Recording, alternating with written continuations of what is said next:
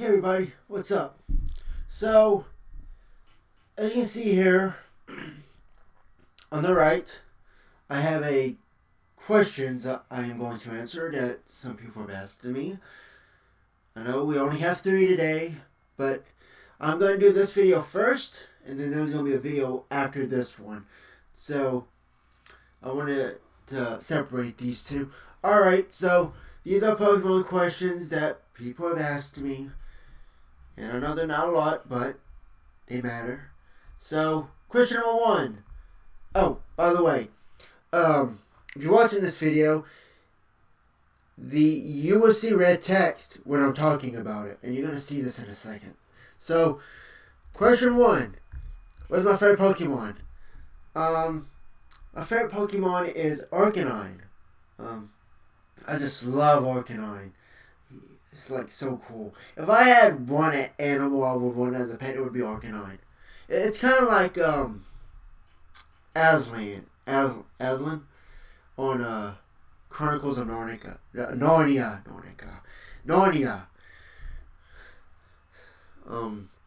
Yeah, I do like Arcanine. Second and third favorite would be Charizard and Mewtwo, in that order.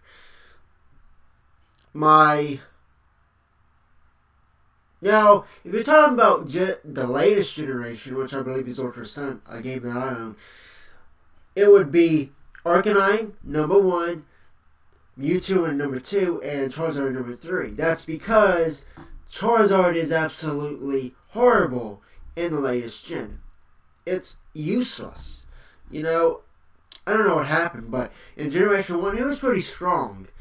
But then he kind of got weak as time went on, and Mewtwo, you could have one Mewtwo, and it completely wipes out the Elite Four in Ultra Sun. So, who needs Charizard? So, that's my list. Now, if we're talking about Generation 1, it's Arcanine, Charizard, and Mewtwo. If we're talking about later generation, it's Arcanine, Mewtwo, and Charizard. Alright. Have I played Space World? No, I haven't. And I'll tell you why.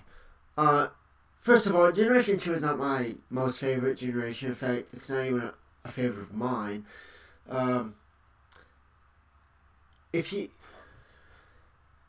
have heard of Space World, but I don't play it. I've never played it. I'm actually a skeptic of it because I think I saw a video a few days ago where I think it was someone from Game Freak. They said that it was an official release. I think that's what they said, but, you know, if you're in Generation 2 has just always been that oddball of the entire series. I mean, when I first played it, I had Gold version. I still have it. But when I had Gold version and I played it, it was like, this isn't the game, this isn't Pokemon that I know of. For example, you start the game and it asks you about daylight savings time. Alright? Then you had Gold as the character. His name was Taylor. And I'm like, I don't even recognize this character from the anime. And I was bigger than the anime. What else was there? You start the game and then your mom gives you a telephone and a radio. And I'm like, that never happened. And then there was like that redheaded guy with 3 question marks. You had to figure out his name. And I'm like, I haven't even seen it. I mean, there were so many different things that were in the anime. And I was like, is this even a real game? You know, and I was like, it just didn't feel right to me. There was something off about it. And later on, as I got internet access, many years later, I was about 10 at the time. I got the game in like 2002. There was this game called Jade, Pokemon Jade. I remember everyone went crazy over it. Alright? And it was a fake game. It was a bootleg. And that's kind of how I see Space World. I mean, these hacks are really, really done well. I mean, you think that they're the real game, and they're not. So I'm not new to that. You know, you might get away with it with the newer players, but for us old school gamers with Generation 1, anyone can do anything to those games. And I'm just not it. I mean, unless someone officially says this is a real game, I'll play it and I'll believe you. But until then, no. I don't see it as a real game. So, that's answer that question. Alright. Why Pokemon Generation 1? Well, why Pokemon and why is it Generation 1? Pokemon is a very interesting concept because it's the hardware limitations. It's not just about the data, but it's also about the hardware where the link trading. That itself was a limitation because how the cables worked was they were in duplex. They couldn't check the other side, and you couldn't tell what side had what Pokemon.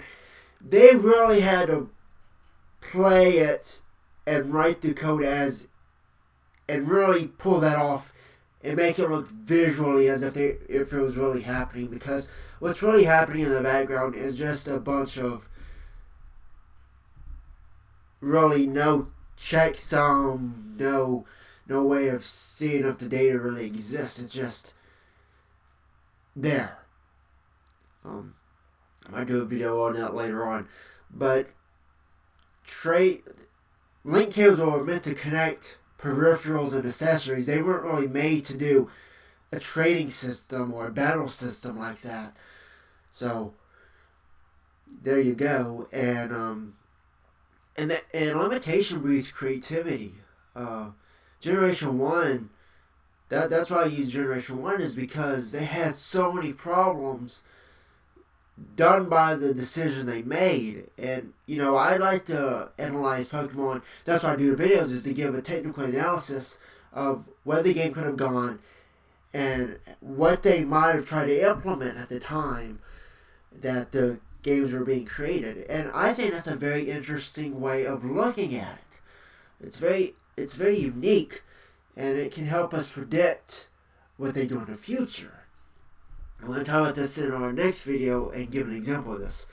Another reason why I use Pokemon, I could have used something like Donkey Kong or Donkey Kong Country on SNES, which would have been another good one. But what would episode 3 be? Because Donkey Kong Country had hardware limitations on the music. I'm not sure on the sound, but I know it was the music, and I know that it was the graphics. They used, I believe it was the same graphic software they used for Jurassic Park, where you had to use 3D models and CGI, and that's how they created Donkey Kong. It was the music that was more difficult, because I believe it was a 64 kilobyte ROM in the SNES, and you can't have all those ambient sound effects and all that you can't compose music like that. So what he used was, I don't know his name, but he used a Korg, and it gave him inspiration to add those implementations and concepts into the game for the SNES. And it was really pulled off well. So yeah, limitation breeds creativity, and that's why I love doing these kinds of videos and finding out these cool things, because you learn it from a concept of programming limitations. You do not even see that today anymore. You know, when you think about Crysis, you think, wow, you got computers today that can't even run Crysis, and it came out, what, 2009, 2008, 2010, somewhere around there, and most computers today can't even play it. And you know, but then you have really the Commodore 64, that's another great one. You have all those sound effects, it's a masterpiece. But today everything is handed to you, and it's all crap, really. It's not as good as it used to be. I mean, it's just not. It's just handed to you, Unity and all this. It's not the same. So I know I'm rambling on now, but I'll make a second video. My internet is being set up right now, so I'll be uploading this sometime later today. So I'll see you guys later. And if you have any questions or comments, feel free to put them in the comment section. And I'll talk to you guys later.